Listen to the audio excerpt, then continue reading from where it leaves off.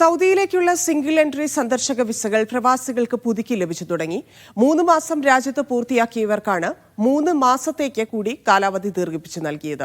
വിസയിൽ പരമാവധി 9 മാസം വരെയാണ് തുടരാനാകുക. പ്രവാസികളുടെ ആശങ്കകൾക്ക് വിരാമമിട്ടാണ് ഇന്നു മുതൽ സിംഗിൾ എൻട്രി വിസിറ്റ് വിസകൾ റിന്യൂ ചെയ്ത് ലഭിച്ചത്.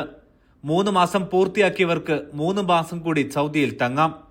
ഇതുപോലെ സിംഗിൾ എൻട്രി വിസകളിൽ 9 മാസം വരെ റിന്യൂ ചെയ്തുകൊണ്ട് തുടരാനായേക്കും. ഹജ്ജിന്റെ സമയമാകുമ്പോൾ റിന്യൂവൽ സാധ്യമാകാനിടയില്ല. ഇക്കാര്യത്തിൽ ഔദ്യോഗിക പ്രഖ്യാപനങ്ങളൊന്നുമില്ലെങ്കിലും സൗദിയിലെ വിസ കേന്ദ്രങ്ങൾ നൽകുന്ന വിവരം ഇതാണ്. മൾട്ടിപ്പിൾ എൻട്രി വിസയിൽ ഉള്ളവർക്കും റിന്യൂവൽ തീരും വരെ സൗദിയിൽ തുടരാനാകും.